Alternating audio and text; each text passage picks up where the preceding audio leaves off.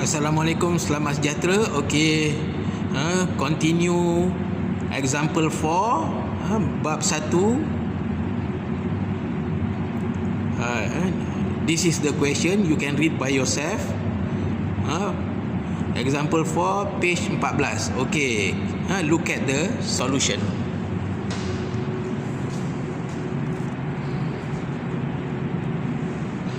Okey, ini okey, kita ambil dia punya keseluruhan solution. Example 4 is DC shunt motor, page 14. Kita ambil keseluruhan dulu.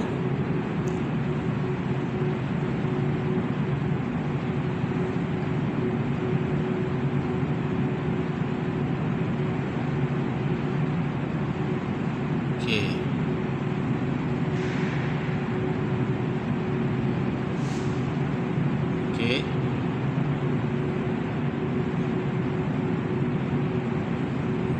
Kirchhoff current law and Kirchhoff voltage law solution is there. Okay, look at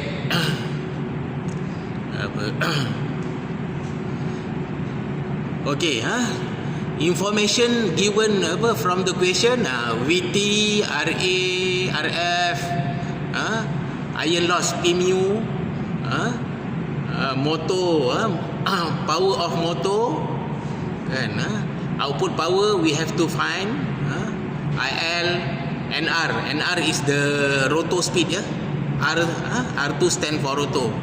Efficiency we have to find, and output torque we have to find. Okay, look at the circuit for DC shunt motor. Dia ada DC supply, ada field coil, armature, ada armature coil, and then motor. Okey, ini motor. Okey, motor. How to we have to put the positive and negative sign for each component. Before that, we have to determine the direction of current from the supply. Current mesti tentukan arah current tu daripada supply, sebab supply yang bagi current. Lepas kita tentukan arah current, baru kita put positive and negative sign. Last kali kita tentukan kita punya travel direction di dalam data tu. Okey, ini bateri kita dah tahu, dia fix, dia dah memang fix, ada positif negatif. Sama juga macam motor. Motor dekat terminal dia dah ada tanda positif negatif. So daripada lita ni, kan, positif motor mesti sambung ke positif supply, negatif motor mesti sambung ke negatif supply. Jangan pakai sambung aja. Okey, current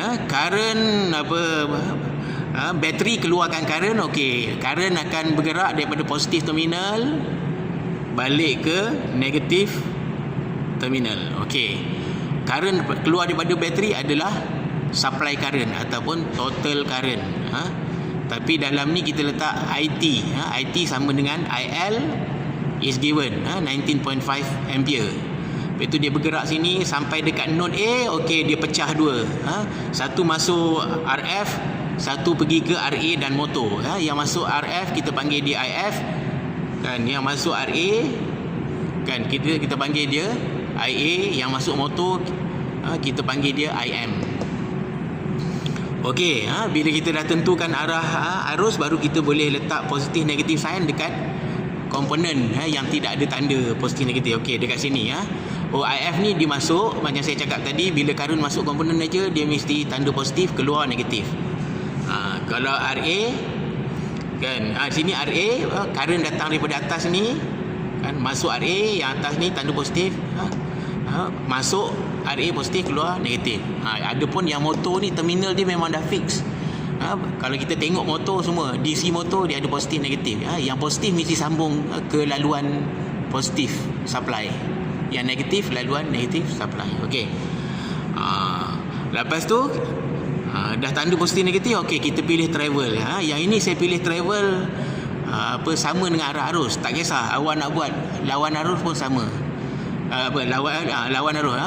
Ini travel saya sama dengan arah arus ataupun anti clockwise. Kalau awak nak buat ikut lawan arus ataupun clockwise pun boleh, tapi jawapan mesti dapat sama. Yang penting pandai buat Kirchhoff voltage law punya equation. Okey, so dekat supply adalah ada apa? Kalau supply je dia mesti input power. Tapi kita namakan sini PT, total power. Input power tu total power, PI sama VLIL. Kan, value VLIL dah dalam soalan dah bagi, kita terus kira je dapat input power dia banyak ni. Okey, sekarang kita pergi ke Kirchhoff current law at node A. Dekat node A kan, IT equal to IL equal to IA plus IF. Because IT equal to IL ni. Okey. And IA sama dengan IM. The same current flow RA and also flow to the motor. Ni Kirchhoff voltage law ni yang penting. Awak tengok. Okey, KVL.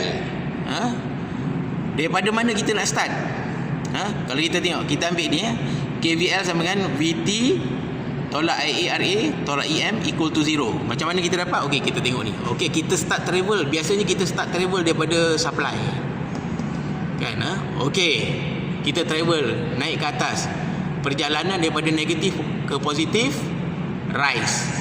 Sebab macam umpamanya kamu ambil graf, graf kan, graf yang ada paksi X Y tu, okey, di bawah paksi X adalah nilai negatif, di atas paksi X nilai dia positif. Kalau kita bergerak daripada negatif ke positif, tentulah nilai dia bertambah kan. Bila bertambah kita panggil voltage rise.